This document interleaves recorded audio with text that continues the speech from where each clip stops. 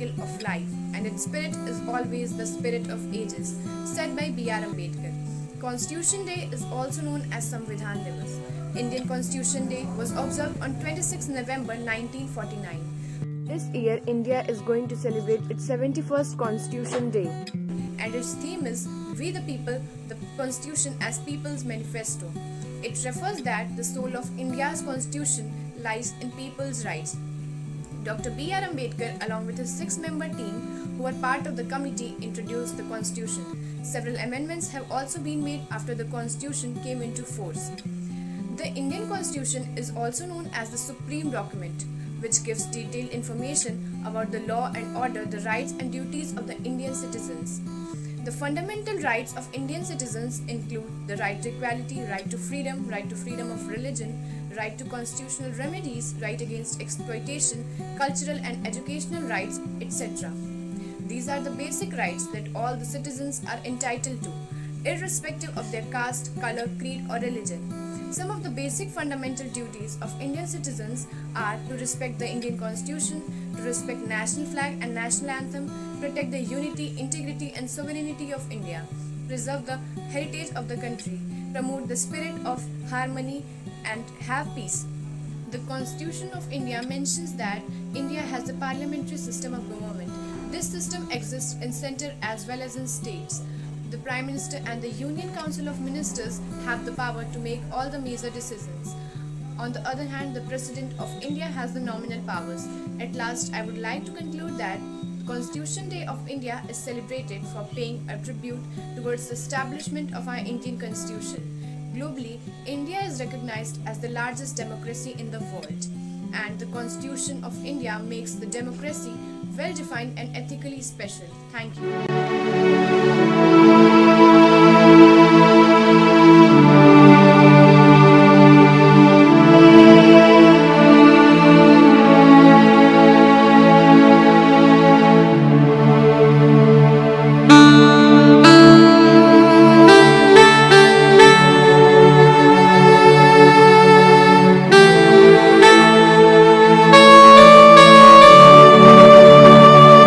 संविधान एक किताब नहीं है, ये प्रतीक है हमारे मुल्क का। पर कभी आपने सोचा है कि मुल्क क्या होता है? समाज शास्त्र कहते हैं कि एक ही नस्ल, धर्म, जबान, परचम और हुक्म को मानने वाले बाशिंदों के समूह से बनता है एक मुल्क, एक देश। पर हिंदुस्तान जैसे विभिन्न प्रकार की जातियों प्रजातियों वाले सब कॉन्टिनेंट को किसी तंग नजरिए से भी नहीं देखा जा सकता।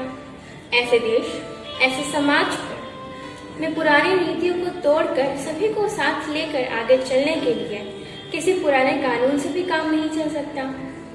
इसीलिए हमारे पूर्वजों ने बनाया था हमारा संविधान, हमारा कॉन्स्टिट्यूशन, हमारा आईन। यह आईन ही तो वह दर्पण है इसे देखकर हम स्वयं को पहचानते और संवार सकते हैं। So let's relive the moment when Constitution was made. 9th December 1946, when the Constitution Assembly met for the first time, and Dr. Rajendra Prasad was elected as the President of Constitution Assembly.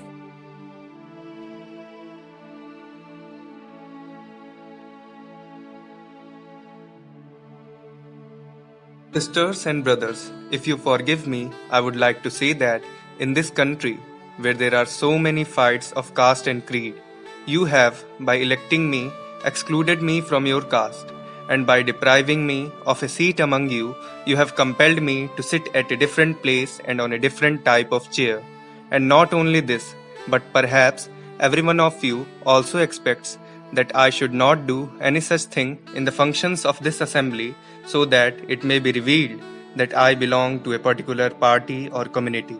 Above all, we need is freedom, and as someone has said, nothing is more valuable than the freedom to be free.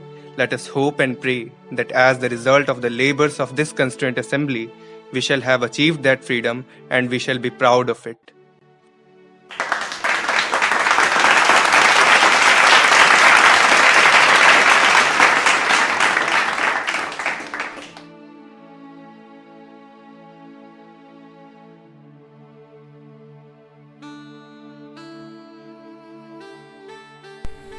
President Sir, the principles set forth here are intended for the general guidance of the legislature and the government of India.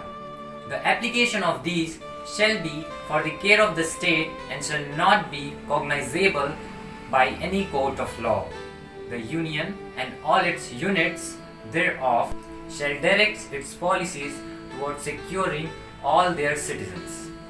Men and women have adequate means of livelihood, and there shall be equal pay for equal work. The role worker, children, women shall not be exploited and abused because of economic need.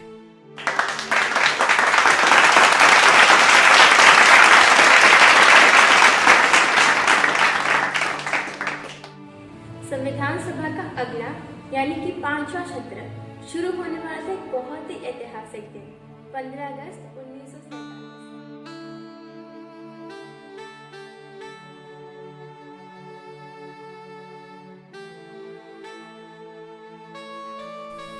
Long years ago, we made a tryst with destiny, and now the time comes when we must redeem our pledge. Not wholly or in full measure, but very substantially. At the stroke of midnight hour, when the world sleeps, India will awake to life and freedom. A moment comes which comes rarely in history when we step out from the old to the new, when an age ends and when the soul of a nation long suppressed finds utterance. It is fitting that at this solemn moment we take the pledge of dedication to the service of India and her people and still larger cause of humanity.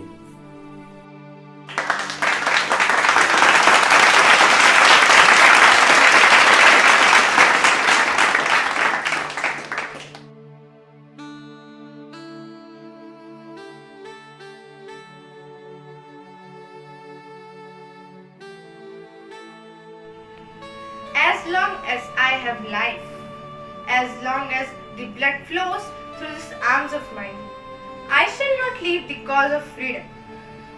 I am only a woman and only a poet, but as a woman, I give to you the weapons of courage, faith, and shield of fortitude. And as a poet, I fling out the banner of song and sound, the bulge call to the battle. How shall I kindle the flame which shall waken human from slavery? Women's empowerment is empowering women with all the fundamental rights so that they can live freely. There should be no discrimination between men and women. Feeling entitled to make your own decisions creates a sense of empowerment. Empowerment grows the rate of awareness and literacy. It equips women to have a determined and decisive life. It is poor trend in the society to keep women within their boundaries. But in reality, women's empowerment benefits not only the family but also society. Now, we can notice women's active participation in various fields like education, arts, media, sports, technology, etc. However, because of the deep-rooted patriarchal mentality, they are still being tortured, victimized, exploited, and humiliated. There is still gender discrimination in various fields like education and the economy. Without equal inclusion of women in development, women would not be able to contribute or benefit the development of the country.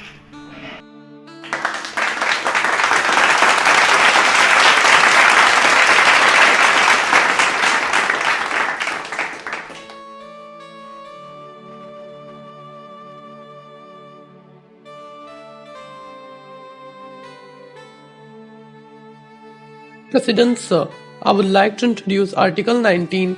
No property, movable or immovable, of any person or corporation, including any interest in any commercial or industrial undertaking, shall be taken or acquired for public use, unless the law provides for the payment of compensation for the property taken or acquired, and specifies the principle on which and the manner in which the compensation is to be determined. In the committee, there were two types of opinion regarding the fundamental rights. One opinion was that citizens should be given more and more rights with the support of which they can directly prove their rights by reaching to the court. And the other opinion was that very little but important fundamental rights would be kept up to a limit which will be appropriate.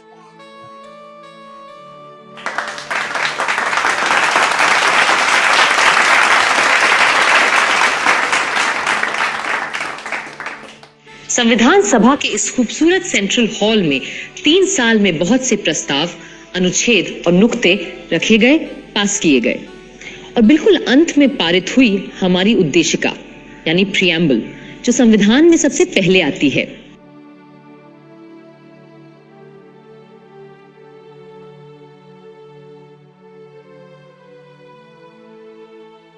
The people of India, having solemnly resolved to constitute India into a sovereign, socialist, secular, democratic republic and to secure to all its citizens justice, social, economic and political, liberty of thought, expression, belief, faith and worship, equality of status and opportunity and to promote among them all fraternity, assuring the dignity of the individual and the unity and integrity of the nation.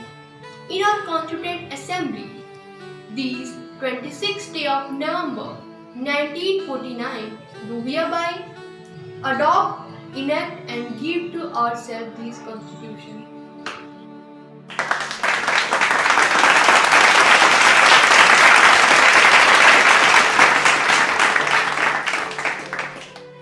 Pakistan के संविधान को बनने में 3 नहीं बल्कि 25 वर्ष लगे और तब जाके उनका संविधान 1972 में जाकर बन सका. परंतु हमारा संविधान सोचने, बनाने और लिखने में सबसे बड़ा हाथ बटाने वाले डॉक्टर भीमराव अम्बेडकर ने संविधान सभा का आखिरी ऐतिहासिक वक्ता के रूप में खड़े.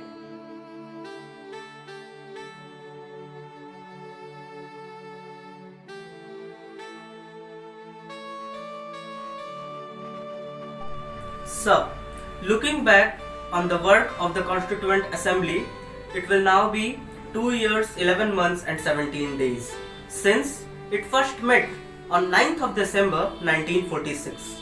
During this period, the Assembly had 11 sessions which have consumed 165 days, out of which 114 days were taken for the consideration of the Constitution. Coming to the drafting committee, it was elected by the members of the Constituent Assembly for the preparation of the draft Constitution on 29th of August 1947. I am glad to find that with the exception of the solitary member, there were general consensus of appreciation from the members of the Constituent Assembly for the work done by the drafting committee. I feel so overwhelmed that I cannot express my views in few adequate words. I came to the Constituent Assembly with no greater aspiration than to safeguard the rights of the scheduled castes and minorities. I have not the remotest idea that I would be called upon to undertake more responsible function. The credit that is given to me does not really belong to me. It partly belongs to Sir Benegal Narsingh Rao, the constitutional advisor of the drafting committee, who prepared a rough draft of the constitution.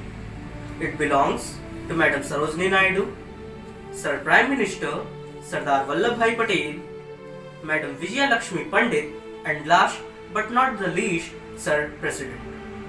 From 26 January 1950, India would be a sovereign, socialist and democratic republic, in the sense that India would have a government of the people, by the people and for the people. A thought comes to my mind.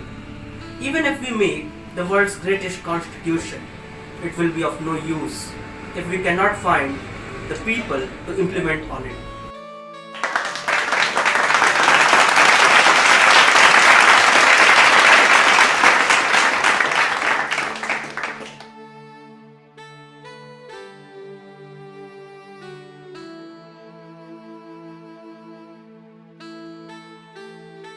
It now remains to put the motion moved by Dr. Ambedkar to the vote of the House. The question is that the Constitution settled by this Assembly be passed.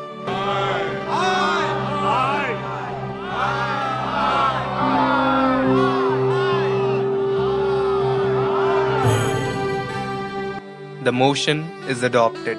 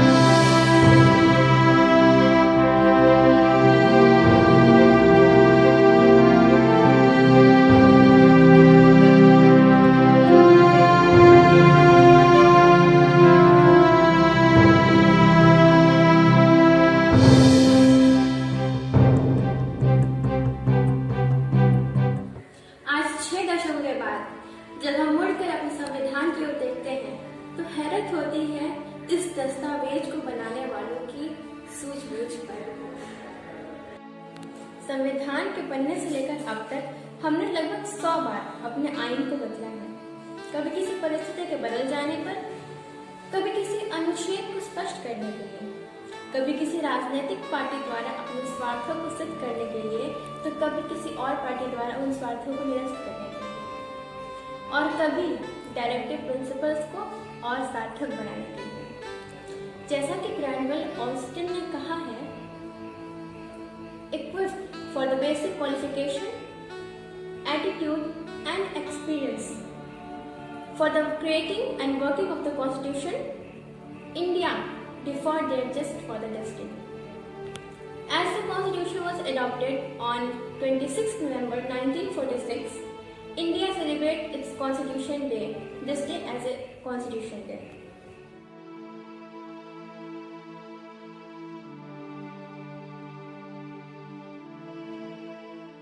We are entering into 71st Constitution Day of India, also known as Samvidhan Divas. On this day, we commemorate the adoption of the Constitution of India. The Indian Constitution is certainly a unique constitution. The Constitution of India has certain values which make it really unique. Most noteworthy ones are those values which safeguard the human rights of every citizen of India. The values of liberty, equality, fraternity, and secularism are some of the values that we celebrate every day in India. Moreover, these values ensure that there should be no unfairness or injustice towards any citizen of India. When we celebrate the Constitution Day, we, the people, we, the citizens of India, need to become aware of the fundamental duties and moral responsibilities mentioned in the Constitution. It is our duty to uphold and protect the sovereignty, unity, and integrity of India and to become a responsible citizen. Today, we fondly remember Dr. B.R. Ambedkar, the father of Indian Constitution, and the drafting committee who worked tirelessly to prepare our Constitution and to address each and every issue that can possibly be imagined in a country like India, which has many religions, ethnicities, cultures, and languages. Let us focus on our duties, what we can contribute to our country for its development and for the betterment of every citizen who live in this country. When we follow our duties with sincerity and honesty and respect one another's differences, we maintain a peaceful environment in our country. I wish all the students parents and teachers of St. Francis School the joy of having such rich and worthy constitution of our country and the happiness of celebrating the National Law Day or the Constitution Day. Let us strive to become good citizens of our country. God bless each one of us.